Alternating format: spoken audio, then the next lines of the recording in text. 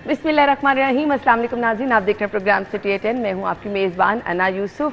Programme के आगाज़ में मेरा दिल करे सबसे पहले अल्हम्दुलिल्लाह कहूँ, अल्लाह ताला का शुक्र अदा करूँ। मुझे सैटरडे वाला शो याद आ रहा है कि मैं बहुत कोशिश कर रही थी अपनी आवाज़ खींच के निकालने की, मेरी आवाज़ ही नहीं निकल रही थी। मेरे ख्याल से ये 15 साल के करियर में फ़र्स्ट टाइम मेरे साथ हुआ और बहुत ज़्यादा अजीब सी सिचुएशन थी। समझ कुछ नहीं आ रहा था कि एकदम से मेरे गले को हो क्या गया। तो बड़ा डीपली मैंने बैठ के कुछ चीज़ों के बारे में सोचा और फिर वो जहन में आता है कि वाकई हम अल्लाह ताला की कौन कौन सी नेमत को झुटलाएंगे। हम जितना अपने मालिक का शुक्र अदा करें कम है। ये हाथ जो समटाइम हमें लगता है कि बस एक हाथ है, इसकी अहमियत क्या है ये ना होने वालों को पता है। ये आँखें जिसकी वजह से हम पूरी दुनिया को देख सकते हैं, अल्लाह ताला की बहुत बड़ी नेमत है। ये आवाज़ अल्लाह ताला की बहुत बड़ी नेमत है। अल्लाह ताला का शुक्र जितना भी अदा करें कम है। तो आप लोगों से भी ये गुजारिश है कि कंपैरिजन मत करें, ये मत देखें कि फ़लाँ के पास तो बहुत कुछ है, मेरे पास ये नहीं है। हमेशा अपने से नीचे देखें, उन लोगों को देखें जिसके पास कुछ नहीं है, तो फिर आप अल्लाह ताला की नेमतों का शुक्र अदा करते हाथ नहीं आएंगे। शुक्राना नेमत आपकी नेमतों में इजाफ़ा भी करता है। तो आज के प्रोग्राम के आगाज़ की तरफ चलेंगे। अल्लाह ताला हम सब पे अपना करम रखे। आगाज़ में शहर के मौसम की बात कर लेते हैं। सुबह उठते ही हल्की फुल्की फुहार थी और बारिश का सिलसिला भी कुछ इलाकों में शुरू हुआ। हल्की फुल्की बारिश हुई, आज तेज़ बारिश वाला जो है वो सिलसिला नहीं रहा, बट आज पूरे दिन के हवाले से बारिशों की प्रेडिक्शन है।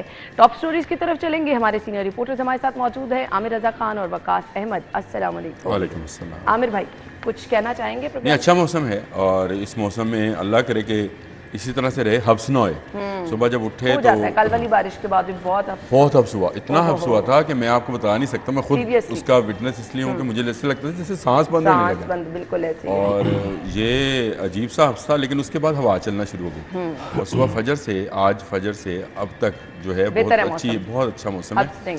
हब्स नहीं है, हवा चल रही है। ये सब ये बहुत बेहतरीन है। लेकिन जिन इलाकों में बिजली नहीं है लेस्को की मेहरबानी से वहाँ प्रॉब्लम है। अभी मुझे एक दोस्त हैं, हमारे जर्नलिस्ट हैं, उनका मैसेज आया कि जी मुझे हमारे वापडा टाउन में सुबह 5 बजे से लाइट नहीं है और कह रहे हैं कल भी 4 घंटे एक दफ़ा में लाइट नहीं आई। तो ये लोगों को प्रॉब्लम इस मौसम में शुरू हो जाती है। बहुत बड़ी जहमत होती है जी, बहुत बड़ी। आप घर के तमाम काम उलट पुलट हो जाते हैं, मुझे अंदाजा नहीं हब्स होए और लाइट ना होए तो ये बहुत बड़ा अजाब है। हब्स होए, पंखा चल रहा है ना तो आपको गुजारा हो जाता है, लेकिन अगर हब्स और लाइट भी ना हो तो आपका यूपीएस जो है वो 1 घंटा काम करेगा। और अब मेरा ख्याल है कि लोग जो हैं वो भाग कर जाएंगे सोलर की तरफ, और जो लोगों के पास जेवर है, जो उन्होंने अपना पैसा बचाया हुआ है, वो सोलर पे लगाएंगे। मैं कल ना सॉरी ये बात लंबी हो गई तो मैं कट कर दूँ। नहीं आप कल मेरे पास एक लेस्को के ही अफसर आए थे और उनसे जब बात हो रही थी तो उन्होंने कहा जी 5 साल दें लेस्को को और 5 साल के बाद लोगों ने दरखास्तें देनी है कि हमारा मीटर उतार लें बराए मेहरबानी, और उन्होंने सोलर पे चले जाना है और लेस्को के पास ग्राहक नहीं होना जिसके पास वो बिजली बेच लेंगे।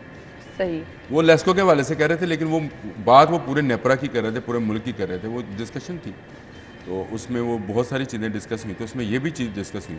उन्होंने कहा लोगों ने खुद मीटर तुरवाने हैं और मीटर तुरवा के उन्होंने सोलर पे चले जाना है और इनके पास ग्राहक नहीं होना, क्योंकि लोगों ने कहना है कि मुझे बिजली यहाँ से इतने में पड़ती है।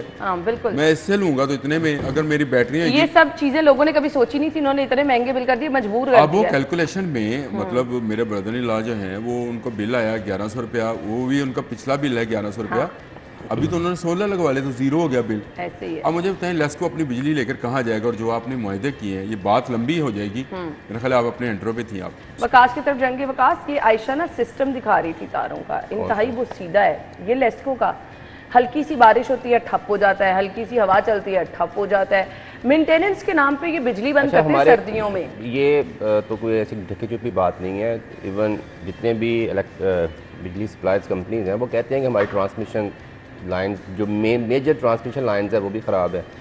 फिर उसके बाद जो विद इन आपकी सिटीज ट्रांसमिशन लाइंस है, टाइम लेते हैं वकास, सर्दियों में लाइट बंद करते हैं, इसी मेंटेनेंस का टाइम लेते हैं कि आगे जाके मॉनसून में बारिशों में प्रॉब्लम। वैसे तो उनके ऑफिस में जो लोग स्टाफ मौजूद होता है वो इसलिए होता है कि अगर किसी बंदे को शिकायत है तो वो उसका हल कर दें। तो जब आप ऑफिस जाते हैं लेस्को के या आप किसी भी कंपनी के, कुर्सी पे कोई मौजूद नहीं होता। तो मैं कहता हूँ कुर्सी पे मौजूद उन्होंने सरकारी नंबर इश्यूज़ किए हुए हैं तो वो अक्सर बंद कर देते हैं। अभी करके देख ले, अक्सर बंद कर देते हैं ना। अच्छा, इश्यूज़ तो बेशुमार है ना, लेकिन मैं एट द एंड वही कहता है कि जो दिन वक्त टाइम से अल्लाह गुजर जाए ना, अगर आपके जब हम ऑफिस आने लगे तो घर में लाइट थी, मैं समझता हूँ सबसे बड़ी नेमत और अल्लाह की इनका शुक्रिया कि इस वक्त है। हाँ। वरना वो जो आप कहते हैं ना कि कंसिस्टेंसी के साथ चीज़ें बड़ी स्ट्रीमलाइन हों, वो अभी वो 5-10 साल वो सोच में, ये सोचने में अभी 20-40 साल पीछे हैं। मतलब कि एक अगर आप सर्विसेज प्रोवाइडर हैं, आपके कंपटीशन में ये बात होना शुरू हो गई कि हम बिज़नेस प्राइवेटाइज कर देंगे, उन्हें फिर भी कोई फिक्र नहीं है यार हम अपना किबला दुरुस्त कर लें। वो कहते हैं कि भाईजान हम आप क्या, वो भी डंक टपाऊ है बेसिकली पॉलिसी पे। वो जो अफसर है वो कहता है यार अगर मेरी 2-3 महीने पोस्टिंग है तो ये मेरा टारगेट है, ये मैंने अचीव करना है, ये जैसे भी करे बाद में देखी जाएगी जो आता है। तो वो ट्रांसमिशन अल्लाह के वाले सब कुछ चल रहा है। आज की खबर, 24 घंटों में खिलाफ वर्जियों पर 12,000 ई चालान हुए। ट्रैफिक आर्टिफिशियल इंटेलिजेंस सिस्टम फाल हो गया है। वकास की तरफ आऊँगी। 12,000 चालान, और अब हम सबको बहुत ज़्यादा होशियार होना है। जो ड्राइविंग करते हैं, चाहे आप बाइक पे हैं, चाहे आप गाड़ी पे हैं, चाहे आप ऑटो रिक्शे वालों के होंगे चालान। जी, चालान तो वो सब पे करेंगे। और लाहौर पुलिस में जो सबसे ज़्यादा विंग जो पैसे जो रेवेन्यू इकट्ठा करता है वो ट्रैफिक पुलिस है। तो पिछले 1.5-2 साल में और ज़्यादा फोकस किया गया है। ट्रैफिक टिकट्स के जुर्माने बढ़ाए गए हैं, लाइसेंस के फीस बढ़ाई गई है। इस मद में बहुत सारे काम किए गए हैं ताकि, सॉरी मुझे ये बता दीजिएगा, चालान पहले भी हुए थे कैमरों से ना? अच्छा, तो उसमें इनमें डिफरेंस क्या है? क्या ये कोई नहीं बचेगा है कि पहले आपका सिग्नल वायलेशन पे होता था, तो आपने बेसिकली वो 19 कैटेगरीज अब टोटल कर दी हैं। पहले 3 कैटेगरीज थी, 16 कैटेगरीज आपने और ऐड कर दी हैं, जिसमें आपने कहते हैं अगर कोई बंदा रॉन्ग यू टर्न लेता है तो वो उस पर भी आपका सिस्टम डिटेक्ट करेगा। तो बेसिकली इंटेलिजेंस क्या है, इससे क्या बचना नामुमकिन हो जाएगा? नहीं, बचना तो जब सेफ सिटी ने अपना काम स्टार्ट किया था ट्रैफिक वायलेशंस को मॉनिटर करने का, तो लोगों ने नंबर प्लेट के आगे एक पेपर लगाना शुरू कर दिया था, उससे कैमरा नहीं कर सकता। अच्छा, मेरा तो आप फिर वो कहेंगे कि शायद ये मनफी सोचता रहता है। ये ना पाकिस्तान या हमारी गवर्नमेंट के लिए एक वो लाडला बच्चा है कि हमने दिखाना होता है ये हमारा बच्चा बड़ा खूबसूरत है। आप शहर के 1.5 करोड़ की आबादी का शहर है, आप 5 सड़कें मार्क करते हैं और वहाँ पे कहते हैं कि जी ये 5 सड़कें हैं, यहाँ पे मान लो 10-20 पॉइंट्स हैं, यहाँ पे हम आप ट्रैफिक मैनेज करेंगे और लोगों को सिग्नल भेज देंगे। आपके शहर में ना तो लेन लाइन के निशान मौजूद हैं, ना ट्रैफिक सिग्नल्स मौजूद हैं। ये कोर्ट मॉडल टाउन कचहरी जब आप टर्न लेते हैं पीको रोड की तरफ, अभी मैं वहाँ पे 20 मिनट हम ट्रैफिक में स्टक रहे, टीपा एक सिग्नल नहीं लगा पा रहा। तो ये सिर्फ एक बच्चा है खूबसूरत सा गवर्नमेंट के लिए। मैं एग्री करती हूँ, लेकिन honestly speaking being a driver, मैं जो रास्ते में चीज़ें ऑब्जर्व करके आती हूँ, लोग बहुत खिलाफ वर्जियाँ करते हैं। मैं इस चीज़ से इनकार नहीं कर रहा, मैं ये कहता हूँ मैं ये कहता हूँ आप निकले। मैं बहुत जगह पे आज सुबह 3 दफा आपने काम करना है, लोग आपने काम करना है, आप अपनी टीम से ये सर्वे करवाएं कितने लोगों को लेन लाइन का नहीं पता, जेब्रा क्रॉसिंग का, यू टर्न्स का, आपके शहर में लगे हुए साइंस आधे से ज़्यादा गलत है। I know.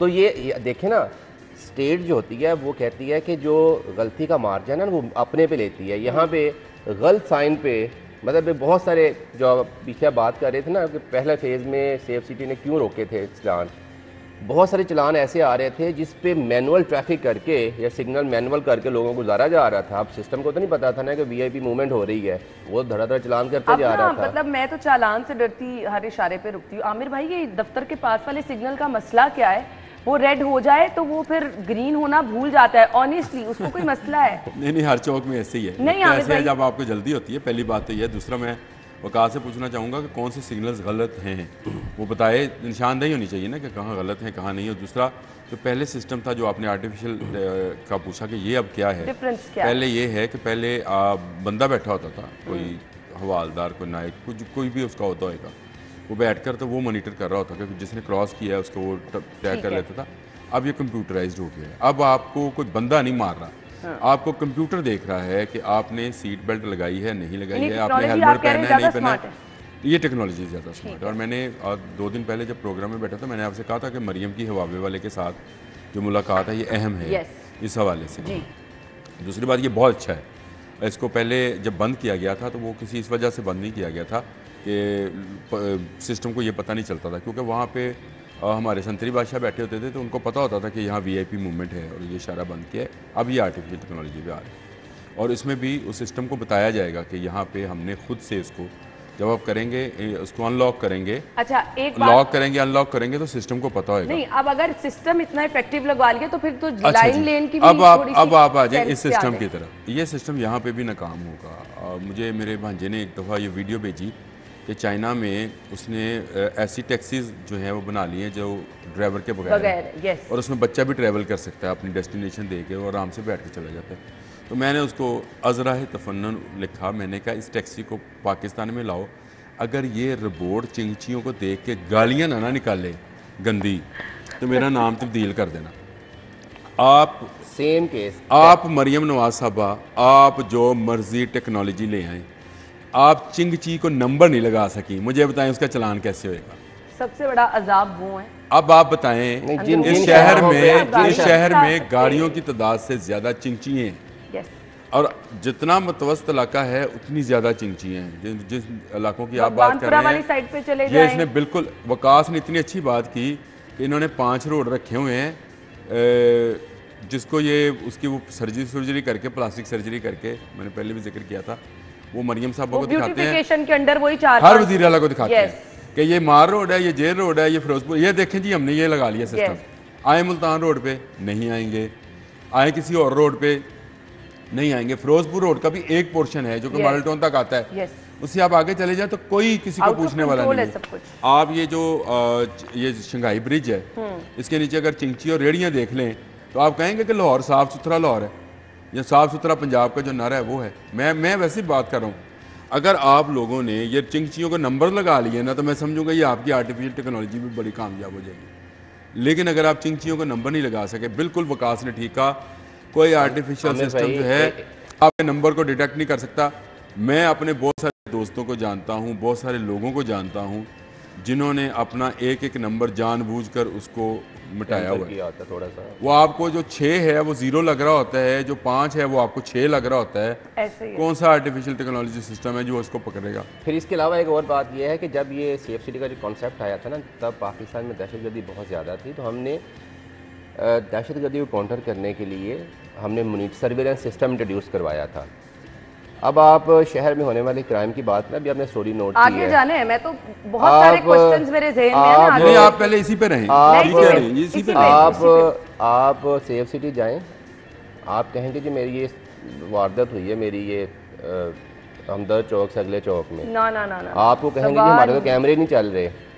भाई मेरा ऑब्जेक्टिव, मेरा सिर्फ क्वेश्चन ये है, आपकी एक डेजिग्नेटेड फोर्स है ट्रैफिक पुलिस की जिसमें 8-10 हज़ार लोग आपने भर्ती किए हुए हैं, आप स्टेट उन पे भी पैसे लगा रही है और एक बड़े प्रोजेक्ट के जिसका मकसद ये था कि आपने अपनी लॉ इन्फोर्समेंट एजेंसीज को असिस्ट करना है हीनियस क्राइम को डिटेक्ट करने के लिए। हीनियस क्राइम के लिए जाएं तो आपके पास कैमरे नहीं चल रहे होते, आपने वो शो पीस बना दिया उसको, सेफ सिटीज़ को, हर काम जो है हमने ये कर दिया। भाई एक ही वही एक वॉल है, वही सिस्टम है, आपने मेजर काम छोड़कर कभी कहते हैं हम आर्टिफिशियल इंटेलिजेंस ले आए हैं, आपके तो जैसे नहीं है। पहली बात, this is the main issue. Waqas माजरत, मुझे इस पर बात करेंगे, ब्रेक लेते हैं, ब्रेक के बाद हम वापस आते हैं। स्टे विद अस।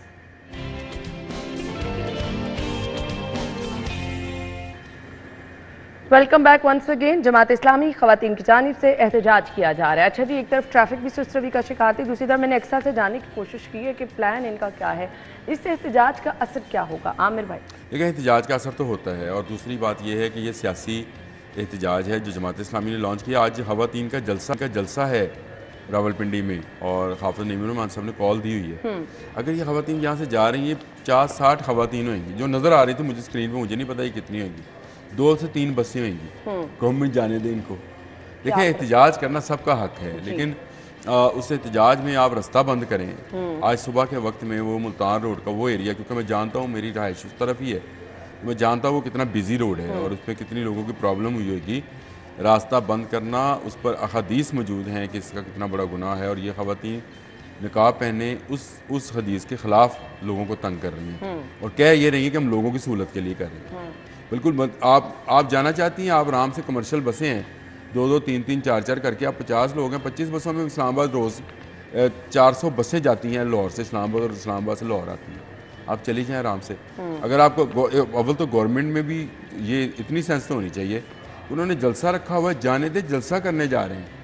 आप इस पर शहर शहर गली गली मोहल्ले मोहल्ले आप एहतजाज करवा लेंगे, इसका क्या फ़ायदा। गो जमात इस्लामी का इतना वोट बैंक नहीं है, लेकिन स्ट्रीट पावर इनके पास हमेशा से है और वो रहती है, और आज वो साबित भी कर रही हैं। उन्होंने देख लें रोड बंद कर दिया, ख़वातीन हैं, उन्होंने रोड बंद कर दिया। तो मेरा ख्याल है गवर्नमेंट को इनको 2-3 बसें थी, इनको जाने देते, जाके वहाँ पे अपना जलसा करते। जो मुज़ाकरात हैं वो इस्लामाबाद गवर्नमेंट ने करने हैं। पंजाब गवर्नमेंट खाम खा से तू कौन में खाम खा वाला मामला है। पुलिस भी मौजूद है, ट्रैफिक पुलिस भी देखें सारे कितनी प्रॉब्लम हुई होगी इस वक्त लोगों को, जो सुबह अपने औकात कार के मुताबिक दफातर में, फैक्ट्रीज में लोग जाना आना चाहते होंगे, उनके लिए कितना बड़ा मसला बना होगा। अच्छा, धरने की सूरत में क्यों है, वहाँ ही बैठ गए हैं ना।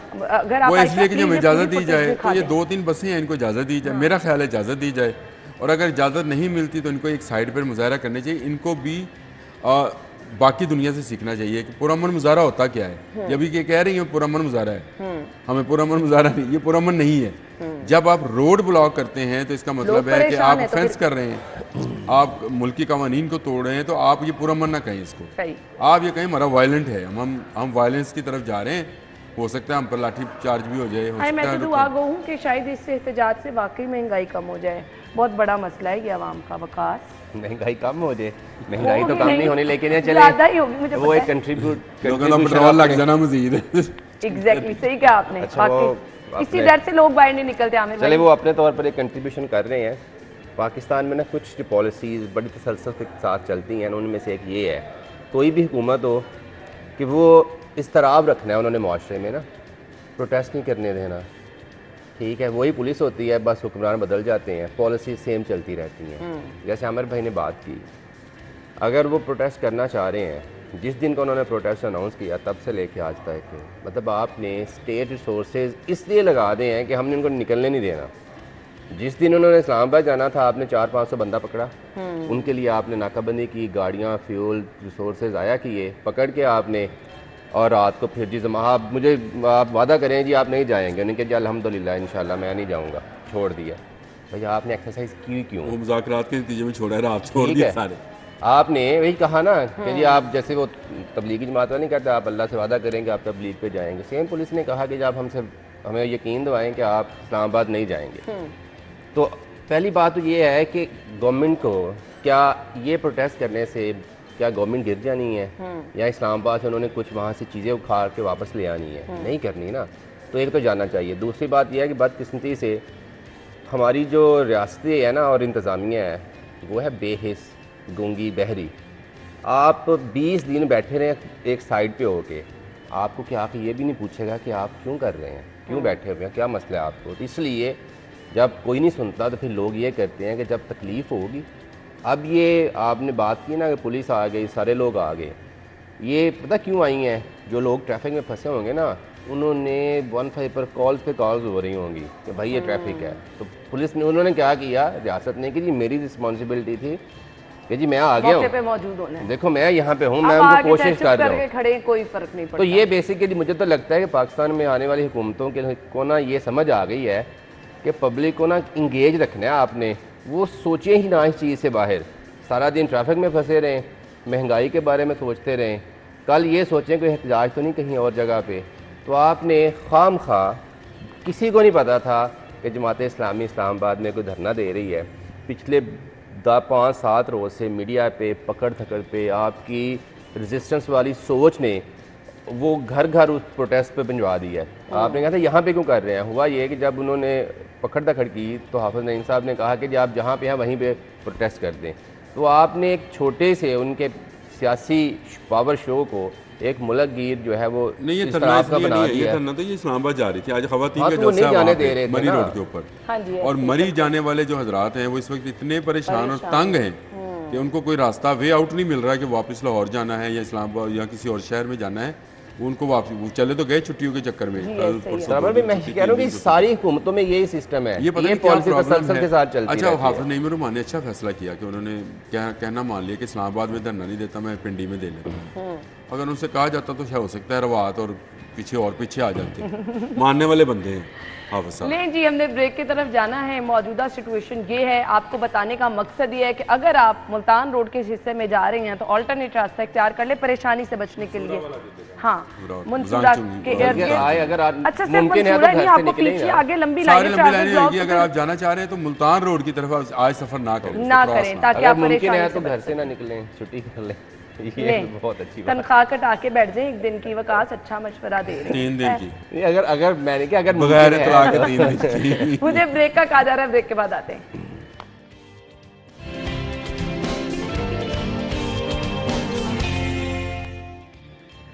Welcome back once again. खबर की तरफ आ रही हैं। 24 घंटों के दौरान जराइम की 410 वारदातें रिपोर्ट हुई हैं। सो वकास बेहतर तरीके से बता सकेंगे कि वाकई ये 410 वारदातें ही रिपोर्ट हुई हैं? वकास ने की हैं?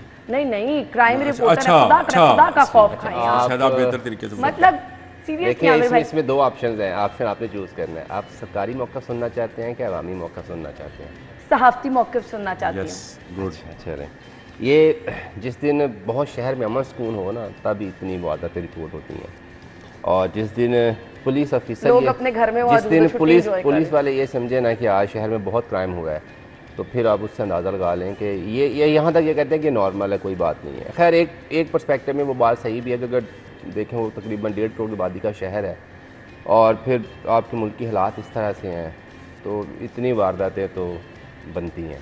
ठीक है, आप ये ज़ीरो नहीं कर सकते। दूसरी बात ये है कि ये भी हम सुनते हैं कि जी जेलों में जगह नहीं है, तो आप 50 लाख लोगों को पकड़कर जेलों में बंद नहीं कर सकते।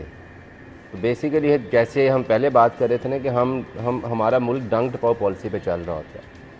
कभी किसी ने ये नहीं सोचा कि यार हर साल अगर 5000 लोग नए क्राइम में आ रहे हैं, यार वो 5000 से 4000 को तो बचाया जा सकता था ना। ठीक है, वो कहते हैं कि हमने बंदे इतने पकड़ लिए, जिन कुछ जूनियर छोटे छोटे क्राइम से पकड़ लिए, किसी ने कोई चोरी कर ली, किसी ने कुछ के साथ लड़ पड़ा, उसको जेल भेज दिया। वहाँ से वो फिर 80-70% लोग जो है ना वो एक अच्छे क्रिमिनल बन के बाहर निकलते हैं। तो ये पुलिस का मौक़िफ़ है। लेकिन सूरत हाल ये है शहर में गाड़ियों के चोरी तो रूटीन की बात है।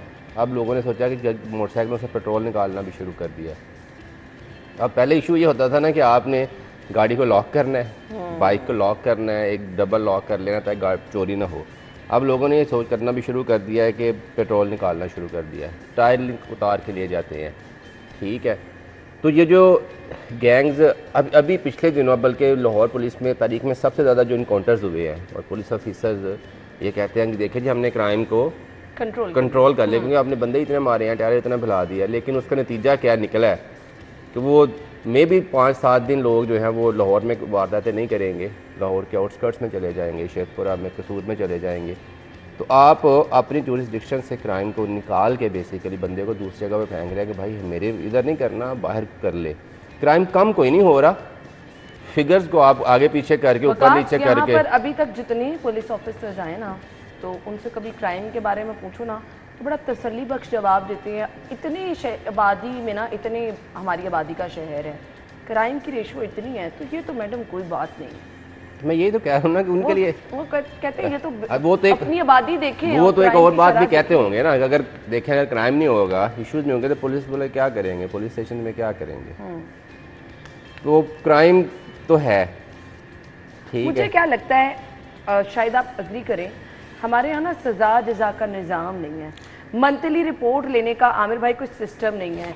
बिठाएं CCPO साहब, IG साहब। नहीं माशाल्लाह यहाँ सिस्टम है मंथली लेने का। आपने कैसे कह दिया मंथली लेने का सिस्टम नहीं? लेने का कहा है, मंथली लेने का नहीं कहा। आपने कहा है मंथली रिपोर्ट लेने का क्या आमिर भाई? अच्छा मंथली ज़्यादा जो है ना वो यहाँ मंथली लेने का सिस्टम है और सारे थानों में है अल्हम्दुलिल्लाह। और सारे SHO, वो जो दिन के एंड पे आपसे काम की रिपोर्ट मांगी जाती है ना, सारे SHO मंथली लेते हैं और जिनसे लेते हैं वो वारदातें भी करते हैं। और दूसरी ये मंतक मुझे ज़रा बता दें, बीजिंग इससे बड़ा शहर है, कितनी वारदातें हैं वहाँ पे? अगर आबादी ही मसला है तो वहाँ की आबादी देख लें बीजिंग की और लाहौर की आबादी देख लें, फिर आप वहाँ की वारदातें देखिएगा, यहाँ के देखिएगा। सजा जजा की आपने बात बिल्कुल ठीक है। हमारी अदालती निज़ाम जो है ये इंतहाई बसीदा अदालती निजाम से पहले आमिर भाई अगर हर थाने के एसएचओ को रोजाना की रिपोर्ट और उसकी कारकर्दगी की बुनियाद पर नहीं वो तो बड़ा मजेदार बात है। आप कहीं जीरो कर देगा सब्जाजार का थानेदार आज ही इसको पर्चा दर्ज नहीं करेगा। जाएं अदालत से ऑर्डर लेके आए तो मैं पर्चा दर्ज करता हूँ, अदालत आगे आपको डेट पे डेट देती रहेगी और फिर आते पुलिस वाले से कहेगी इसका पर्चा दर्ज कर लो। कैसा है, कैसे चलेगा? और सब्जाजार जहाँ पे आप रहती हैं वहाँ का थानेदार एक दिन में जीरो कर सकता है पूरे क्राइम को। मैं गलत कह रहा हूँ? सही कह? जीरो नहीं करना, जीरो नहीं, अगर जीरो कर सकता है कि नहीं कर सकता, जीरो कर सकता है कि नहीं कर सकता, वो जीरो कर देगा। वो हालांकि वो आपको अंदाजा नहीं है कि आपके पूरे पंजाब के अंदर जो थानेदार हैं या एसएचओज हैं या सब इंस्पेक्टर्स हैं जो इन्वेस्टिगेशन वाले हैं वो पर्चा ही दर्ज नहीं होने देते। आपकी क्राइम की शरह ये 410 है ना, ये डबल से भी ज्यादा होगी। और चलो 400 ही लगा लें, तो एक महीने में आप 12,000 लोग जो हैं लुटते हैं इस शहर के अंदर, और एक साल के अंदर आप अंदाज़ा कर लें 2-2.5 लाख लोग लुटते हैं अपनी आख लाल की कमाई से, इनको लूट लिया जाता है। और ये पुलिस का ये कह रहा था ये रूटीन की बात है। और जब आप भी कहने कि पुलिस वाले आते हैं तो वो कहते हैं जी ये तो इतने बड़े शहर में तो है, तो फिर भाई तुम क्यों हो, तुम चले जाओ, इतनी बड़ी आबादी में हम बगैर पुलिस के भी लूटते रहेंगे। मतलब इतने जबरदस्त थाने। दूसरा मैं हमेशा कहता हूँ ना, लोगों को भी जरा अब सेंसिटिव होना चाहिए बाकी सारे कामों में। ये पेट्रोल वाली इन्होंने बात की, बिल्कुल सही की, पेट्रोल चोरी होता है लेकिन आज से नहीं हो रहा। गाड़ियों की शीशे, गाड़ियों की बैटरियां। 25 साल पहले मैंने पकड़ा था पेट्रोल चोरी करते हुए अपनी मोटरसाइकिल से बंदे को, ये लानस रोड के इलाके से।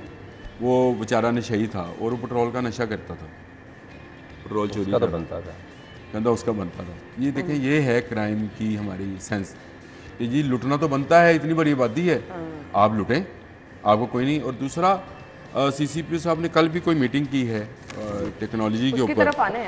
आना है तो आ जाए, ब्रेक क्या है, ब्रेक के बाद आ जाए। ब्रेक का टाइम है, मैंने इसको रिलेट करना है, इसी से रिलेट करना था। ब्रेक के बाद आते हैं हमारे साथ।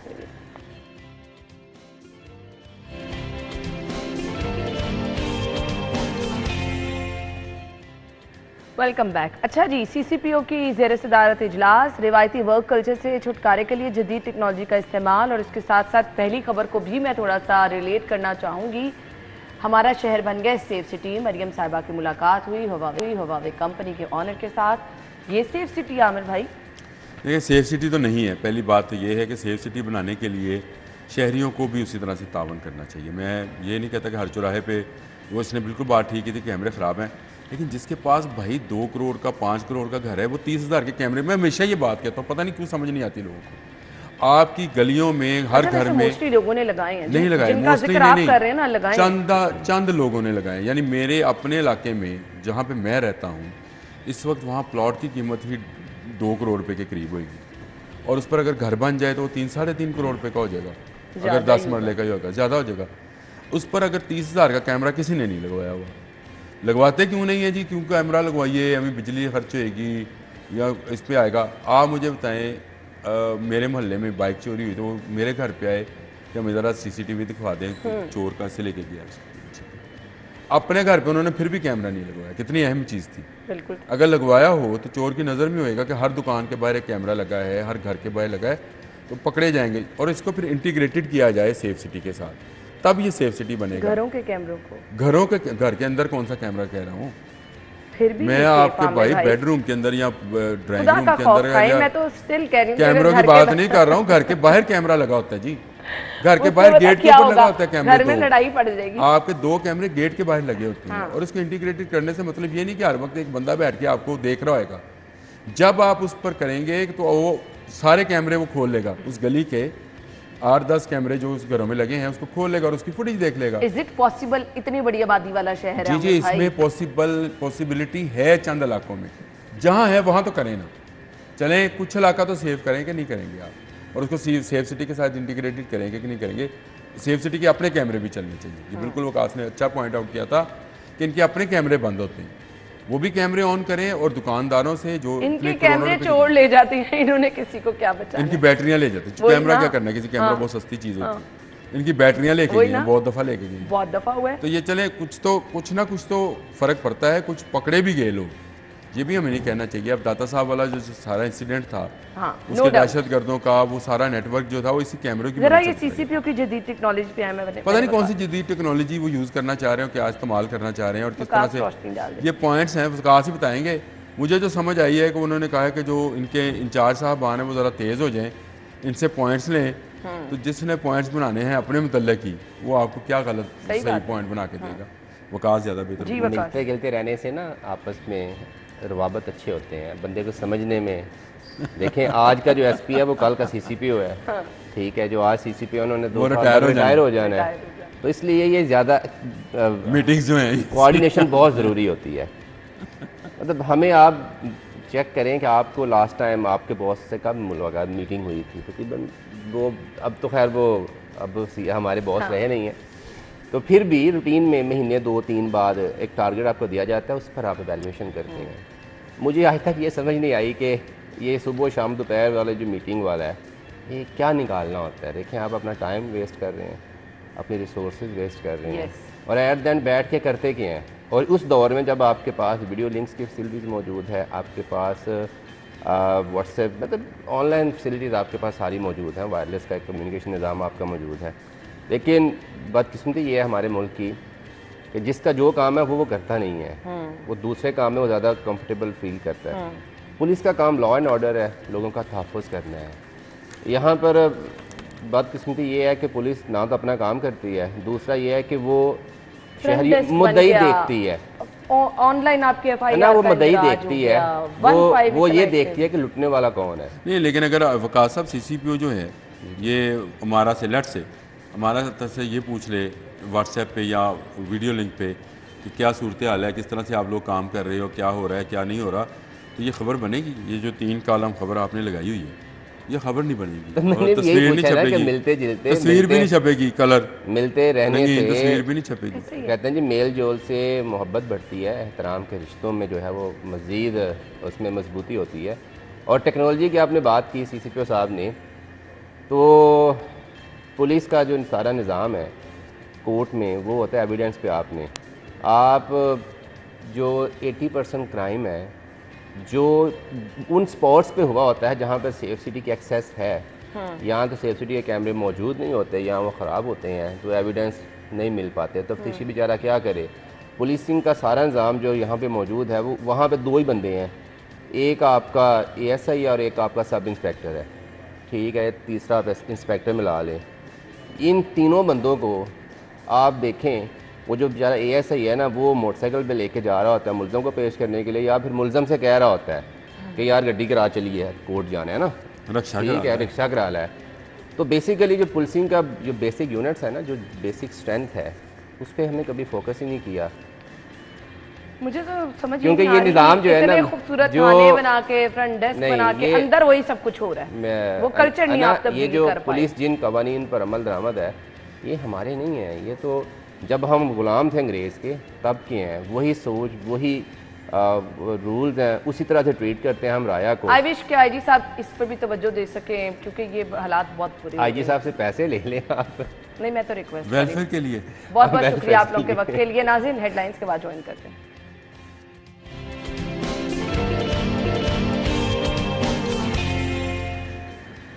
स्टूडियो में आपको एक बार फिर से खुश आमदीद कहेंगे। नाज़रीन, हमारी सोसाइटी में बहुत सारे लोग ऐसे हैं जो कि ज़िंदगी बल्कि कामयाब ज़िंदगी गुजारने के बाद, अपना नाम बनाने के बाद, बहुत सारे लोग हम देखते हैं कि अच्छा आराम सुकून से बैठ जाते हैं, अब हमने अपनी ज़िंदगी अच्छे तरीके से गुजारनी है, लेकिन स्टिल ऐसे लोग भी हैं जो अपनी कामयाब ज़िंदगी जब गुजार लेते हैं, गुजार रहे होते हैं, दुखी इंसानियत के लिए हमेशा कुछ ना कुछ करना चाहते हैं। और अल्हम्दुलिल्लाह हमने कोविड में देखा पाकिस्तान में बहुत सारे लोग ऐसे मौजूद हैं जो कि दर्द दिल रखते हैं, जो कि परेशान लोगों के लिए, बीमार लोगों के लिए कुछ ना कुछ करना चाहते हैं। आज के हमारे मेहमान भी इसी तरह हैं, बहुत ही ज़बरदस्त काम कर रहे हैं, ना सिर्फ ज़बरदस्त बल्कि बहुत बड़ा काम कर रहे हैं। थैलीसीमिया एक ऐसा मर्ज़ है, खुदा ना खास्ता, जो इस मर्ज़ में मुब्तला होते हैं, पूरी ज़िंदगी के लिए उनकी पूरी ज़िंदगी जो है वो मिज़रेबल हो जाती है, पूरी ज़िंदगी के लिए वो डिपेंड करने लग जाते हैं, पूरी ज़िंदगी के लिए उनको खून लगता है। सो ये थैलीसीमिया का मर्ज, इसकी रोकथाम के लिए, अवेयरनेस के लिए आज बात करना बहुत ज़रूरी है। इसके साथ साथ ज़रूर हम बात करेंगे अलीम डार फाउंडेशन की खिदमात के हवाले से, क्योंकि ये फाउंडेशन वो फाउंडेशन है जो कि थैलीसीमिया के बच्चों का मुफ्त इलाज कर रही है, ज़बरदस्त तरीके से इलाज कर रही है। इसमें भी बात होगी कि मुतासरा बच्चे कैसे आ सकते हैं, कैसे इसका हिस्सा बन सकते हैं और वहाँ पर इलाज के मराहिल क्या हैं, इस पर भी बात होगी।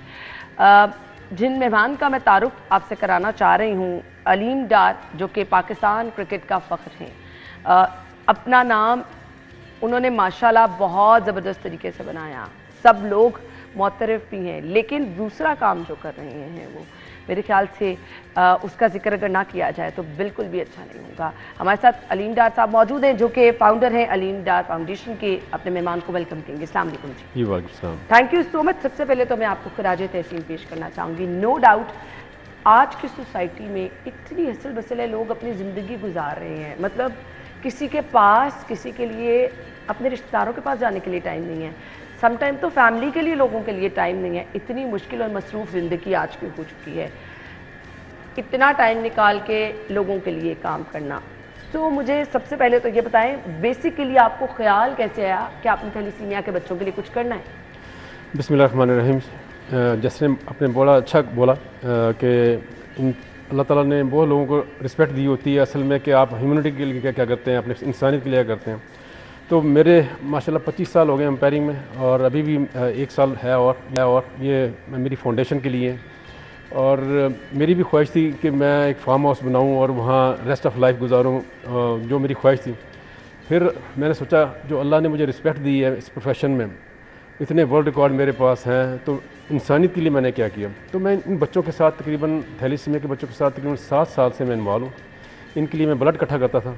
अपने दोस्त मरहूम महमूद भट्ट साहब जो इस दुनिया में नहीं रहे, तो हम मुख्तलिफ NGOs को देते थे ब्लड बच्चों को, जो कि बहुत ही डिफ़िकल्ट है लोगों से ब्लड लेना, और इन बच्चों को लगना आसान काम नहीं। तो फिर जब मैं थोड़ा सा अंपायरिंग से मेरा जो स्टेप डाउन हुआ, तो उसमें फिर मैंने सोचा कि क्यों ना इन बच्चों के लिए सेंटर बनाया जाए। सेंटर अल्लाह का शुक्र विदिन 7 मंथ्स हमने बना ली, जो कि बहुत बड़ी अचीवमेंट है जी। और उसमें लैब बनाना कोई आसान काम नहीं था, और इसके अलावा ये कि लोगों ने बड़ा हमें सपोर्ट किया जी, और हमारी टीम की बड़ी ज़बरदस्त अंत तक मेहनत है जी। हमने 7 मंथ्स में ये सेंटर हमारा एक्टिव है, और हमारा मेन मकसद इसमें यह है कि जी इस मर्ज़ को हमने ख़त्म करना है जी। इसमें देखें सिंध में, बलूचिस्तान में और पेशावर में, जो खैबर पख्तूनख्वा जो पेशावर में जो है कि बिल पास है, लेकिन ये पंजाब में ये बिल पास नहीं है। हमारा मेन मकसद आने का इसमें ये कि इसको बिल को पास कराया जाए, और ताकि इस तरह के बच्चे इस दुनिया में आए ना। क्योंकि आपने बात करनी है प्रिवेंशन की, तो प्रिवेंशन के पेश नज़र सबसे पहला स्टेप ये है कि आप जड़ से चीज़ को पकड़ लें। सो इसके लिए ज़रूरी ये है कि इसके लिए बिल पास होना बहुत ज़्यादा ज़रूरी है।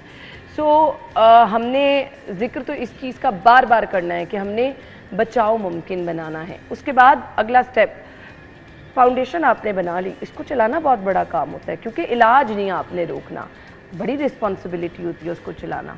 बिल्कुल जी। इसमें मैं जैसे आपने प्रिवेंशन की बात की, हमारे पास अल्लाह का शुक्र है जी, टेस्ट क्रिकेटर्स हैं पाकिस्तान के, बाबर आजम है, फ़ख्र जमा है, रिजवान है, और जहांगीर खान जो कि स्क्वाश वर्ल्ड चैम्पियन है। इनके ज़रिए हम अवेयरनेस दे रहे हैं, और बड़ा अच्छा ये एक टूल होता है, क्योंकि ये लोगों के पसंदीदा लोग होते हैं ना, स्टार्स होते हैं, इनका मैसेज जान रखता है, लोग सुनते हैं इनको। बिल्कुल, जैसे रिजवान है, कुछ लोग ये मर्ज़ पेशावर में काफ़ी है, लेकिन वो लोग उर्दू नहीं जानते, हम पश्तो के ज़रिए उनको मैसेज दिए। तो हमारे अवेयरनेस के प्रोग्राम अल्लाह का शुक्र जा रहे हैं, और इसमें जो मैं ये समझता हूँ ईजी नहीं है लोगों से फंडिंग। लोगों को सिर्फ ये पता है जी बच्चों को सिर्फ ब्लड लग रहा है, हालांकि ब्लड लेना तो बहुत मुश्किल काम है। और उसके अलावा ये देखें, इसमें जो है बच्चों की जो स्क्रीनिंग होती है उसके बड़ा पैसा लगता है। फिर बच्चों के जो है जो मेडिसिन है वो हम फ्री ऑफ कॉस्ट देते हैं, जो कि बहुत बड़ा चैलेंज है, जो कि लोगों को इसकी अवेयरनेस नहीं है। बिल्कुल आपने सही कहा। कितनी मिजरेबल ज़िंदगी ये बच्चे गुजार रहे होते हैं, आप तो आमना सामना होता रहता होगा कि, क्योंकि जब तक हम लोगों को ये नहीं बताएंगे ना, इस मर्ज़ की रोकथाम नहीं हो सकती। कितनी दफ़ा खून चेंज करना पड़ता है, और कितना डिपेंड करते हैं बच्चे। बिल्कुल जी। 6 माह के बाद जो बच्चे की बॉडी है खुद ब्लड बनाती है, और जो कि उसके बाद बच्चों को इतनी तकलीफ़ में होते हैं, और ये ज़्यादातर बच्चे बहुत ही गरीब घराने से तल्लुक़ रखते हैं। उनके पास रेंट नहीं होता।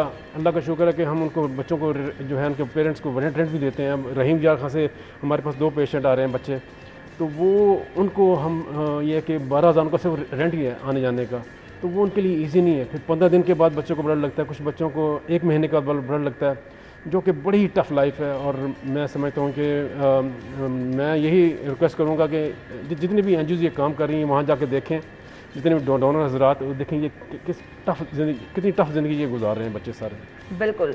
रजिस्ट्रेशन का तरीका क्या है? क्या ओपन डोर पॉलिसी है, हर किसी का आराम से जो है वो इलाज शुरू हो जाता है, या फिर कोई क्राइटेरिया बनाया गया कि उस पर पूरा उतरते होंगे तो फिर इलाज मुआलजे का जो सिस्टम है वो शुरू होगा? अगर खुदा न खास्ता हमारे चैनल के तवज्जुद से कोई देख रहा है, कोई आना चाह रहा है, सबके लिए दरवाजे खुले? जी बिल्कुल, हमारा हर चीज़ फ्री ऑफ कॉस्ट है, अल्लाह का शुक्र है जी। और हमारे लिए बहुत बड़ा चैलेंज है जी। कोई चीज़ हम ये बच्चों से उनके पेरेंट्स से कोई चार्ज नहीं करते, बल्कि हम उनको सपोर्ट भी करते हैं जी। और उनकी वहाँ घर से चलने से लेके खाने का और उसके बाद मेडिसिन का हर चीज़ हम उनका ख्याल रखते हैं। और इसमें रजिस्ट्रेशन भी हमारी फ्री है और कोई भी बच्चा आ सकता है और हम उसको फ्री ऑफ कॉस्ट। इसी तरह बहुत सारे डोनर्स देख रहे होंगे जो खून का अतिया देना चाहते हैं, सो उनके लिए भी आपके दरवाजे खुले हैं? क्या आपकी टीम्स घर भी चली जाती हैं? क्या आपकी टीम्स उनके लिए आसानी, क्योंकि बहुत सारे डोनर्स होते हैं ना कि अच्छा हम ब्लड तो दे देंगे लेकिन आने जाने का कोई हमें रेंट पे कर दे। जिसमें अल्लाह का शुक्र जी, हमारी बहुत बड़ी हमारे लिए ब्लेसिंग है कि जी हमारे साथ आर्म फोर्सेस है, हमारे साथ पुलिस हमारे साथ है डिपार्टमेंट, और इसमें जो डीआईजी लीला साहब हैं वो हमें अभी नेक्स्ट जो मंथ है वो बहुत मेरे ख्याल 200 से ज़्यादा जो ब्लड बोतल बच्चों को देंगे। और इसके बाद हमारे पास यूनिवर्सिटी के बच्चे हैं, हमारा उनके साथ MOU साइन हुआ, कैंप्स लगाते हैं आप टाइम टू टाइम। तो मैं ये कहता हूँ जी ये ब्लड देना इंसानी सेहत के लिए बहुत अच्छा है। अगर हर 3 माह के बाद आप ब्लड देते हैं तो आपकी ये बॉडी के लिए भी अच्छा है। तो लोग डरते हैं ब्लड देना, लेकिन इन बच्चों की लाइफ ही ब्लड है। बिल्कुल आपने सही कहा। सो मुझे ये बताइएगा कि कितने बच्चे जो हैं वो आप 1 महीने में कितने बच्चों के लिए जो है वो ब्लड का अरेंज हो जाता है? क्योंकि समटाइम तो अगर आपके पास मैनेज करना भी मुश्किल हो जाता है ना, तो किस तरह फिर उसको? बिल्कुल जी, अभी हमारा ये स्टार्ट है तो अभी हमें 100 से 150 बोतल चाहिए होती है 1 महीने में, जो कि ईज़िली हम इंशाल्लाह, ये अल्लाह का शुक्र है कि हम उसको अरेंज कर लेते हैं।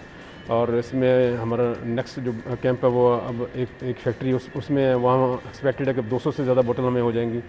तो 100 से 150 बोतल हमें हर माह चाहिए होती है इन बच्चों की ज़िंदगी के लिए।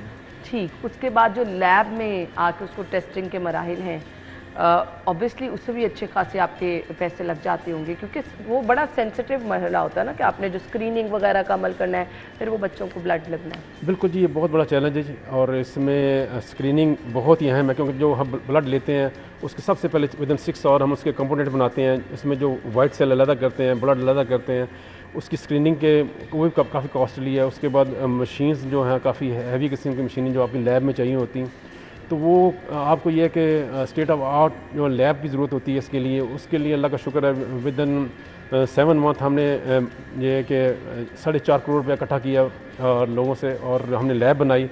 और उसमें हम ये चाहते हैं कि जी कोई भी डिज़ीज़ ऐसी ना हो किसी को लगी हो ब्लड से और उन बच्चों में मुंतकिल हो जाए, इसलिए इन चीज़ों को बहुत हमें ख्याल रखना पड़ता है। ठीक है, आपका डोनर जो कि रब्ता करना चाह रहे हों आपसे, किस तरह से रब्ता कर सकते हैं? अगर हमारी स्क्रीन से देखकर कोई कह रहे हैं कि जी हम ब्लड देना चाहते हैं। सेकेंडली, वो मुखय्यर हजरात जो अतियात देना चाहते हैं, वो किस तरह रब्ता कर सकते हैं? जी बिल्कुल, इसमें बड़ा अच्छा आपका क्वेश्चन है। मैं ये नहीं कहूँगा जी सिर्फ हमारी फाउंडेशन को ये आप अतियात करेंगे, इन बच्चों को ज़रूरत है, क्योंकि ये बहुत गरीब घराने से तल्लुक़ रखते हैं और बहुत ही ये है कि अफोर्ड नहीं कर सकते। तो जहाँ जहाँ ये लोग ये काम कर रहे हैं, ये थैलेसीमिया के बच्चों के लिए, मैं पूरे पाकिस्तान में मैं हर जो NGOs को सपोर्ट की ज़रूरत है, और मैं आप सबसे रिक्वेस्ट करूँगा कि आप सब NGOs को सपोर्ट करें। बिल्कुल ऐसे ही है, क्योंकि ज़रूरी नहीं है कि आपको एक ही प्लेटफॉर्म नज़र आ रहा है, ये बड़ी अच्छी बात है। अदरवाइज़ लोग कहते हैं कि जी हमारी NGO को ही आप सपोर्ट करें। मकसद सिर्फ और सिर्फ ये है कि आपने किसी की ज़िंदगी बचानी है, किसी की जान बचानी है। तो जब बचाने की बात हम कर रहे हैं ना, तो मेरे ख्याल से कुछ कैंपेन्स, कुछ लोगों को बताना, क्योंकि हमारे यहाँ अभी भी बहुत ज़्यादा पढ़े लिखे लोगों में भी ये सेंस नहीं है कि अगर आप अपने बच्चे की शादी करने जा रहे हैं तो आपको पहले थैलेसीमिया का टेस्ट कराना है, ये लाजिम व मलजूम है। ये बड़ा अच्छा क्वेश्चन जी आपका। इसमें एक माइनर थैलेसीमिया की शादी जब माइनर थैलेसीमिया से होती है तो ये मेजर बच्चे पैदा होते हैं, और ये इनकी लाइफ 30 से 35 साल होती है, अल्लाह को प्यारे हो जाते हैं। और ये एक बड़ी टफ लाइफ है, और माँ बाप को पता है कि हमारे बच्चे ने हमारे सामने अल्लाह को प्यारा हो जाना, और बच्चे को भी पता होता है और ये है कि इनकी लाइफ कितनी है। और अल्लाह का शुक्र हम थोड़ा सा डिफरेंट करने की कोशिश की है। इफ्तिखार ठाकुर हमारे साथ हैं, अली मीर हमारे साथ इन्वॉल्व हैं, और मज़ाही अदाकार हमारे साथ। हम उनको थोड़ा इंटरटेन करते हैं, बच्चों को तरीके से एक मैसेज देना चाहते हैं, लोगों में अट्रैक्शन। वो हाँ हमारे एनजीओ में आते हैं, वो फाउंडेशन में आते हैं और बच्चों को हंसाते हैं। वो 4-3-4 घंटे उनको पता नहीं चलता कि हमें बड़ा लगा। तो हम थोड़ा सा डिफरेंट करने की कोशिश भी कर रहे हैं अपनी फाउंडेशन में। ये जेनेटिक है? जी बिल्कुल, इससे ये जेनेटिक है, और ये वायरस नहीं है, जेनेटिक, ये पेरेंट्स की तरफ से बच्चों में मुंतकिल होता है। और मेरी ये रिक्वेस्ट है कि आपके प्रोग्राम की वजह से मैं सबको मैसेज देना चाहूँगा कि शादी से पहले अपने बच्चों का टेस्ट कराएं, ताकि इस तरह के बच्चे पैदा ही ना हों। सही, मुझे ये बता दीजिएगा, थैलीसीमिया में जो मुब्तला बच्चे हैं, बार बार उनको ब्लड तो लग रहा होता है, लेकिन वीक इतने हो चुके होते हैं, बीमार इतने हो चुके होते हैं कि दूसरे साथ जो है ना मर्ज में भी मुब्तला हो जाते हैं।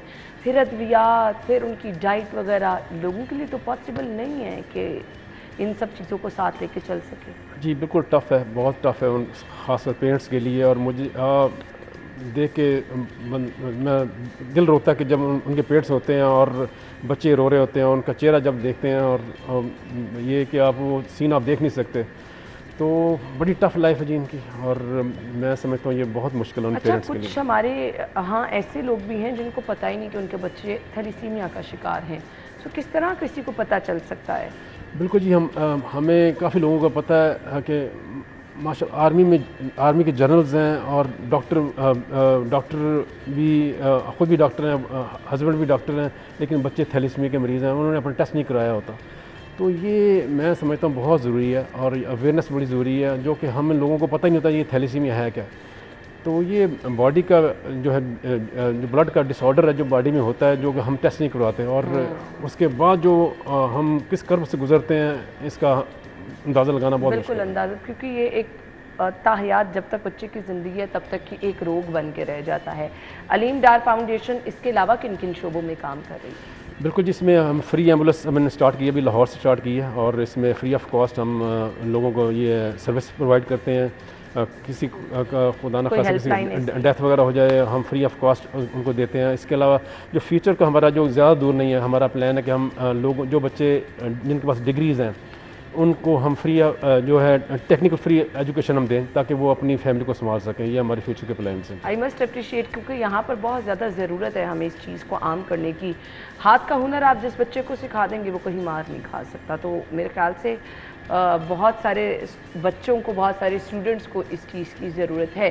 तो इसके लिए क्या सेंटर्स में आप टेक्निकल ऐसी अपॉर्चुनिटीज़ देंगे कि बच्चे आएँ और सीखें और फिर आगे जाके रोज़गार कमाएं? बिल्कुल, इस तरह जैसे बच्ची हैं उनको हम सिलाई कढ़ाई का सिखाएंगे, खानादारी सिखाएंगे, कुछ बच्चों को हम जो इलेक्ट्रिशियन का काम सिखाएंगे, प्लम्बिंग का सिखाएंगे, ताकि वो उनको डिग्री मिले और जब मुल्क से बाहर जाके भी वो अपनी फैमिली को संभाल सकें।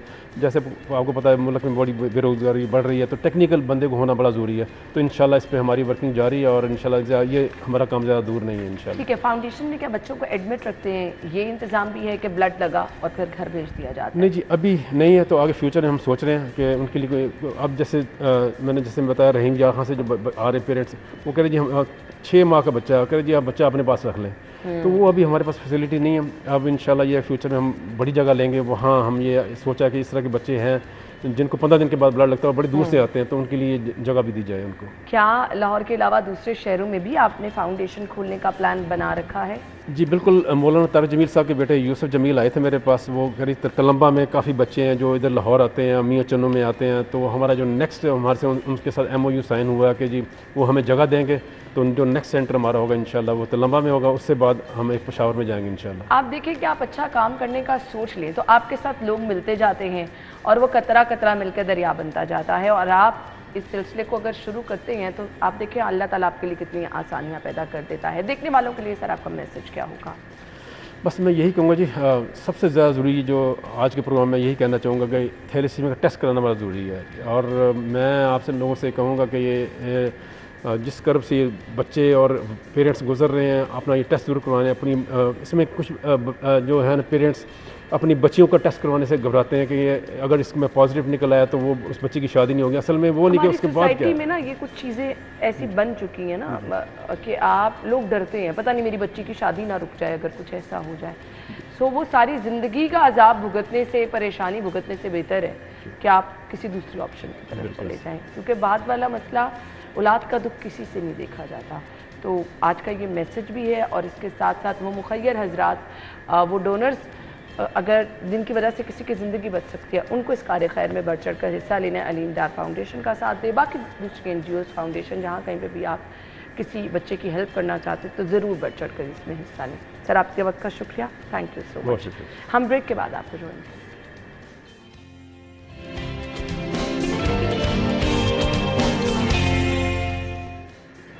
Welcome back once again. Programme के हिस्से में जी हम आपकी मुलाकात कराने वाले हैं एक बहुत ही ज़बरदस्त आर्टिस्ट है। पाकिस्तान में टैलेंट की बिल्कुल कमी नहीं है, लेकिन उस टैलेंट के साथ जब बहुत ही मुनफरिद और डिफरेंट से आइडियाज़ आपके सामने आते हैं ना, तो वो आपको हैरान कर देते हैं। आपने आर्ट की डिफरेंट शक्लें देखी होंगी, पेंटिंग देखी होगी, अच्छा स्केचिंग देखी होगी, मतलब बहुत सारे काम हमने देखे और बहुत सारे ज़बरदस्त काम लोग कर रहे हैं। आज का काम अपनी नौयत का बिल्कुल ही मुख्तलिफ काम है, क्योंकि कील से आर्ट करना किस तरह से आइडिया आ जाता है। सो हमने चाहा कि ज़रूर हम ये मुनफरिद काम आपको दिखाएं भी और उनसे मिलवाएं भी जो कि ये ज़बरदस्त काम कर रहे हैं। अहमद अली सादिक पाकिस्तान के फर्स्ट आयरन नेल आर्टिस्ट हैं। आयरन मैन तो आपने सुना होगा, आयरन नेल आर्टिस्ट आज हम आपको मिलवाने जा रहे हैं। अस्सलाम वालेकुम। वालेकुम। थैंक यू सो मच, आपके वक्त का बहुत बहुत शुक्रिया। हमने आर्ट की बड़ी डिफरेंट शक्लें देखी हैं, लेकिन ये बहुत ही मुनफरिद है, कैसे आपको ख्याल आया? जी, मेरा शुरू से शौक़ था कि मैं कुछ मुख्तलिफ करूं। इसके लिए मैं 3-4 आइडियाज़ पे काम किए हैं इसी, लेकिन जब ये वाला मैंने किया ना, तो ये फिर पब्लिकली ना इसका बड़ा अच्छा रिव्यू आया, मीडिया ने भी, सोशल मीडिया ने बड़ा अप्रिशिएट किया, तो फिर मुझे जो है वो हौसला अफजाई हुई, उसको फिर मैं आगे लेके चला। ऑब्वियसली जब आपके काम को अप्रिशिएट किया जाता है, आपको मोटिवेशन मिलती है और आप कुछ ज़बरदस्त काम करना चाहते हैं। लेकिन मुझे ये बताएं कि इसको स्टार्ट कैसे करते हैं आप? मतलब अभी मैं स्क्रीन पर देख रही हूँ, ऑब्वियसली पहले स्केचिंग होती होगी, किस तरह से इसको स्टार्ट कैसे करते हैं, प्लान कैसे करते हैं? इसके पीछे मोटिवेशन यही थी कि कुछ मुख्तलिफ करना है, ट्रेंड को कॉपी नहीं करना है। यानी कि अगर पेंटिंग या स्केचिंग बहुत अच्छी बना भी लो ना, तो फिर भी वो हज़ारों बनाने वाले फिर भी होंगे मौजूद, लेकिन ये अगर मैं थोड़ा नॉर्मल भी बना लूँ ना, लेकिन ये मैं वाहिद ही होऊंगा। तो अल्हम्दुलिल्लाह फिर इसमें मैं इनोवेशन लेके आ रहा हूँ, और अब मेरा काम बड़ा जो है वो अपडेट है। इसमें यह है कि शुरू में स्केचिंग हल्की सी करते हैं, उसके बाद फिर ये फिल्बदी होता है कि मौके पे या आपने देखना होता है कि कौन सा कील कहाँ पे लगना है, कौन सा कहाँ पे लगना है। तो ये बड़ी तरतीब से टाइम टेकिंग काम होता है। अच्छा, तो ये टाइम टेकिंग तो होता है, बड़ी नज़र लगाकर, बड़ा सेंसिटिव।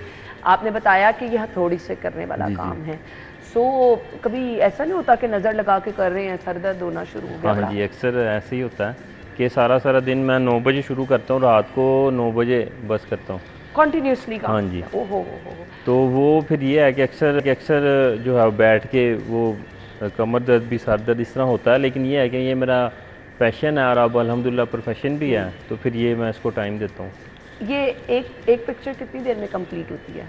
इसको कम अज़ कम 1 हफ़्ता लगता है। अच्छा। मैं अक्सर मिसाल देता हूँ कि आपने अभी घर में एक्सपीरियंस हो दीवार में कील लगाने का, एक कील लगाना उसमें 5 मिनट लग जाते हैं और एक आधा आपके हाथ पे लग ही जाता है एक दफ़ा। हाँ, बहुत सेंसिटिव काम है। तो ये इस पे कम से कम 4 से 5 हज़ार कील लगते हैं। इवन आप किचन में कुछ काम कर रहे हो थोड़ी देर के लिए तो हाथ पे कुछ लग जाता है, ये तो मुसलसल नज़र लगा के थोड़ा सा हाथ पे कुछ लग गया। कील का ये कुछ स्पेशल कील होते हैं कि आम कील ही होते हैं, लेकिन इसको फिर मैं अल्टरेट करता हूँ, और फिर इसका ये होता है कि इसको तरतीब से कहाँ लगाना है, कौन से कील कहाँ पे तरतीब से लगाने हैं। अब इसमें ये देखें, नोज वाला, ये आंखों वाला, नाक वाला, होंठ वाला, कील होते हैं, छोटे साइज के डिफरेंट कील्स का इस्तेमाल होता है कि एक ही? नहीं, डिफरेंट साइज की होती हैं, डिफरेंट भी होते हैं, लेकिन जब आप इसके ऊपर हाथ लगा के देखेंगे सारे एक ही तरतीब से लगे हुए हैं। अच्छा, आपने टर्किश ड्रामों के एक्ट्रेस की बड़ी बनाई हुई हैं पिक्चर्स। हाँ जी। वो क्या इंस्पिरेशन है आपकी के? हाँ जी, वो लास्ट ईयर जो आया था ना, वो बड़ा ट्रेंड पे थे, तो फिर मैंने उनकी बनाई थी, मैं वो देख भी रहा था। फिर वो लाहौर में आए थे गवर्नर हाउस में, फिर उन्होंने मेरे से रिसीव भी की थी। वाह, ज़बरदस्त। और इसमें फिर गवर्नर पंजाब ने मुझे 7 can pride of performance award भी दिया। ज़बरदस्त, बनता है जी, बनता है, हम ज़रूर इसको अप्रिशिएट करते हैं। सेकेंडली मैं आपसे ये जानना चाहूँगी, वो लोग जो कि इस तरह का ज़बरदस्त काम कर रहे होते हैं, अच्छा ज़रिया मुआश हो सकता है ये? जी बिल्कुल।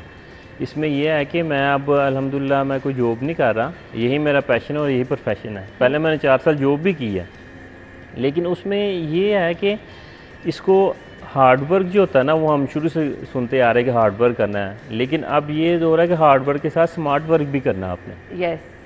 तो जितना आप अपने सोशल मीडिया का दौर है, सोशल मीडिया पे एक्टिव रहेंगे होगा तो डिफरेंट हाँ होगा। अच्छा मैं अगर इसको पकड़ के देख लूँ तो ये अब मैं नाज़रीन को भी दिखा देती हूँ, ये जी। अच्छा इस पे मैं देख रही हूँ कील भी, इस पे मुझे एक बता दें कितने चार्जेस होते हैं, कि मतलब लागत एक पे कितनी आ जाती है? ये जो है ना 20,000 से स्टार्ट होती है, 20,000 अच्छा स्टार्ट होती है। वो डिपेंड करता है साइज़ पे, और वो उसके बाद फिर ये जितना उसमें डिटेल होगी वो उतना ही। अच्छा कुछ मुझे कलर भी डिफरेंट नज़र आ रहे हैं, कुछ ब्लैक हैं कील के सिल्वर कलर हैं, कुछ सिल्वर हैं, वो शेडिंग टाइप आपने की हुई जी। है। इसमें एक्सप्रेशन के तौर पर जब आप ये देखेंगे इसको गौर से कि इसके जो होंठ की स्माइल है, आंखों की जो है स्माइल जो है, वो एक्सप्रेशंस भी शो हो रहे हैं। नाक जो है वो किस तरह बनाया गया है, मतलब ये अब इस पे वो नाक वाले हिस्से पे देखे ना कि अगर मैं इस पे 1 या 2 कील भी आगे पीछे कर दूं, इसकी सारी शेप चेंज हो जाएगी। नाक टेढ़ी हो जाएगी, और नाक टेढ़ी तो बिल्कुल अच्छी नहीं ना लगती, वो ज्यादती हो जाती है। और वो देखिए कि आप एक्सप्रेशन को किस तरह आपने कैच किया हुआ है, मतलब बहुत ज़बरदस्त है ये काम जी। दूसरा मुझे ये बताइएगा, अब आपने ये काम तो कर लिया, कुछ इसमें डिफरेंट लेकर आने के लिए भी कुछ प्लान कर रहे हैं? जी जी, क्या प्लानिंग है? अल्हम्दुलिल्लाह मैंने इसको Guinness book of world record के लिए मेरा प्रोजेक्ट बिल्कुल कंप्लीट है। उसके लिए अब वो जो है मैं ढूंढ रहा हूँ कि उसको अप्लाई प्रॉपर तरीके से कोई किया जाए, तो उसमें कोशिश कर रहा हूँ मैं। अब ये जिस तरह अब ये कल्चर डिपार्टमेंट है पंजाब का, उसमें मैं गया हूँ, उनको मैंने बताया ये, वो कहते हैं हमें तो इस चीज़ का पता ही नहीं है कि कैसे अप्लाई करते हैं किस तरह। तो ये है कि अपनी मदद आपता है, तो मैं कोशिश कर रहा हूँ, इंशाल्लाह मैं बहुत जल्द इसमें काम तो ये भी प्लान है कि कोई एकेडमी बना के स्टूडेंट्स को सिखाना भी है? हाँ जी, वो एकेडमी का है प्लान, लेकिन मेरा सबसे ज़्यादा यही प्लान है कि पहले मैं गिनीज़ में जाऊँ, उसके बाद फिर ये मैं काम करूँ। सोशल मीडिया पे कैसी अप्रिसिएशन मिलती है? सोशल मीडिया बड़ी अच्छी मिलती है। पिछले दिनों मैं एक शो में गया था, क्योंकि वो महदूद नहीं है ना, सिर्फ पाकिस्तानी, आपको बाहर से लोग मेरे मिलियंस में व्यूज़ आते हैं। और अल्हम्दुलिल्लाह लास्ट मैंने शो किया था एक चैनल का, उसमें मेरे 1 करोड़ से ज़्यादा व्यूज़ आए हैं मेरी वीडियोज़ पे। तो वो फिर पाकिस्तान से बाहर भी लोग, ओवरसीज़ पाकिस्तान बड़ा ये मेरे से बनवाते हैं ऑनलाइन।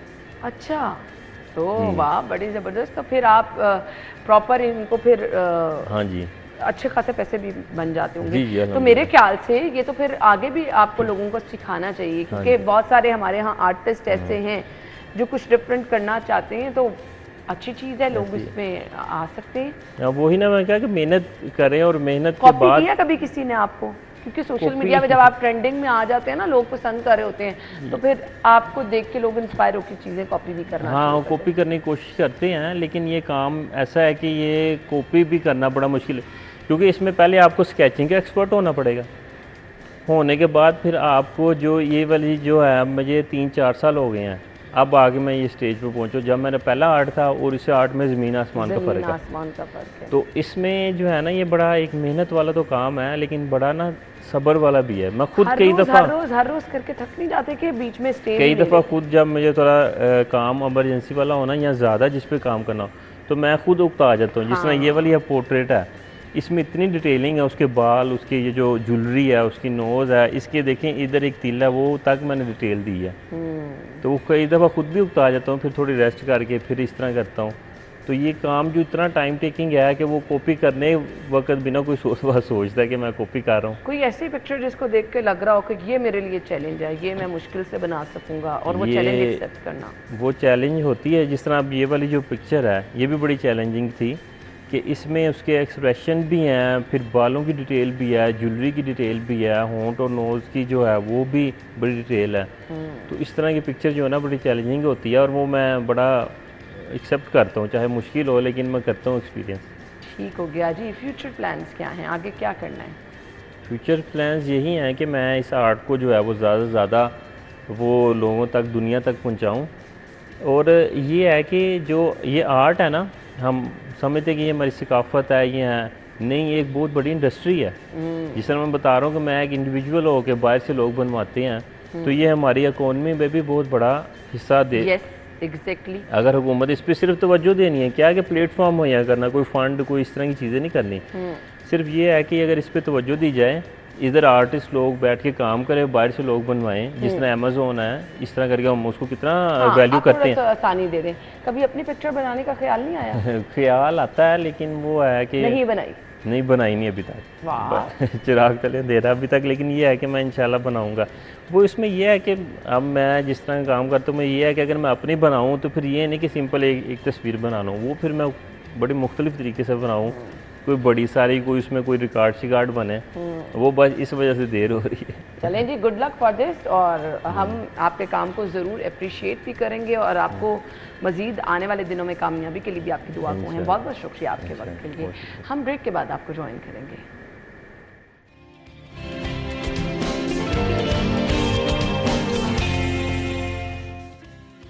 Welcome back. हमारे फिटनेस ट्रेनर जुहेब हमारे साथ मौजूद हैं, जो कि हमें आज के टिप बताएंगे, उनकी तरफ चलेंगे। Over to you. This is Zuhaib Bukhari, I am internationally certified fitness trainer. मेरे साथ हैं साइबल। आज हम करें कंपाउंड एक्सरसाइज कार्डियो, और जिसके अंदर मल्टी मसल एक्सरसाइज करेंगे और साथ हम डिफरेंट जंपिंग जैक्स, स्किपिंग और डिफरेंट वर्कआउट्स करेंगे।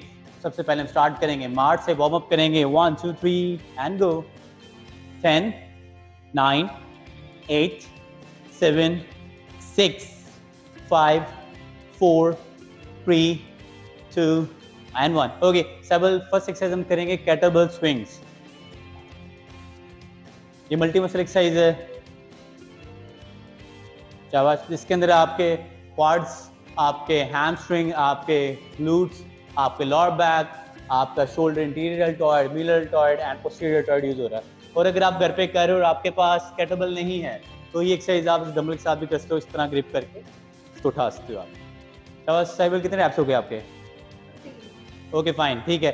नेक्स्ट एक्सरसाइज, इसके हम 3 सेट करेंगे और हम रिज्यूम करेंगे हमने 3 सेट कर लिए हैं, लेकिन आप लोग करेंगे, आप रिज्यूम नहीं करेंगे। ओके, नेक्स्ट हम एक्सरसाइज करेंगे सोमो squats.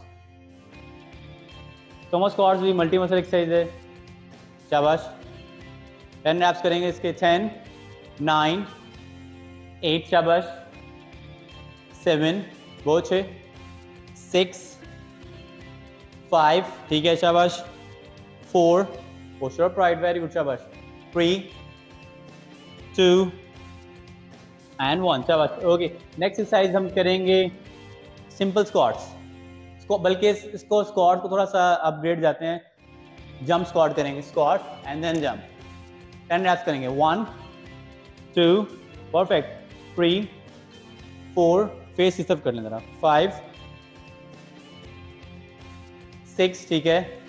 7 up, 8 9 and 10, perfect. Next exercise हम करेंगे मल्टी मसल, जो कि हमारी है पार्शल थ्रस्टर। आप पूरा नीचे जाओगे, स्लाइडली यहाँ पे होल्ड रखेंगे और यहाँ पे पुश करोगे आप, ठीक है, डंबल्स के साथ। शाबाश साइबल। ओके, 1 2 3 गो। यहाँ पे होल्ड रखेंगे जगह पे, फाइन, यहाँ पे होल्ड। 10 रैप्स। 10 9 8, फेस इधर कर लें। Come on. 7 6 5 4 3 2 एंड 1, शाबाश। ये हमने 4 एक्सरसाइज की है, जो कि कंपाउंड एक्सरसाइज है, मल्टी मसल एक्सरसाइज है। इसके हम 15 रैप्स कर सकते हैं, 10 रैप्स कर सकते हैं, इसके 3 सेट करेंगे। नेक्स्ट हम जाएंगे स्किपिंग पे, थोड़ा कार्डियो ऐड करेंगे। स्किपिंग, शैडो स्किपिंग, ऑब्वियसली हमारे आपने स्किपिंग रोप नहीं है, तो उसमें हम शैडो स्किपिंग करें। हम अज्यूम करेंगे हम स्किपिंग कर रहे हैं और हम ऐसे जंप करेंगे, शाबाश। और स्किपिंग का हम करेंगे, अभी तो हम 10 सेकंड करेंगे, लेकिन आप लोग करेंगे 1 मिनट। लेकिन अगर आपका वेट ज़्यादा है, ओवर वेट है, और आपका नी पेन है या लोअर बैक पेन है, तो आप जंप्स वाली कोई एक्सरसाइज नहीं करेंगे। 10 9 8 7 6 5 4 3 2 1, 1 मिनट के 3 सेट्स के करेंगे। नेक्स्ट एक्सरसाइज हम करेंगे साइड जंप्स, इसके भी 1 मिनट के 3 सेट। 1 2 3, और यहाँ पे हम करेंगे 10 सेकेंड। गो। 10 9 8 7 6 5 4 3 2 1। ओके, नेक्स्ट हम करेंगे सिंपल जंप्स, बनी जंप जिसको हम बोलते हैं। गो। 10 9 8 7 6 5 4 3 2 एंड 1। लास्ट में दोबारा से स्किपिंग करेंगे हम, शैडो स्किपिंग। शाबाश। ये कौन सी स्किपिंग होती है? ऐसे हैंड्स फील करके आदमी स्किपिंग रोका आपके। शाबाश, गो। स्किपिंग, ये कौन सी स्किपिंग? जो है, थैंक यू सो मच। नाज़रीन, आप ख्याल रखिएगा, कल मुलाकात होगी। अल्लाह हाफ़िज़।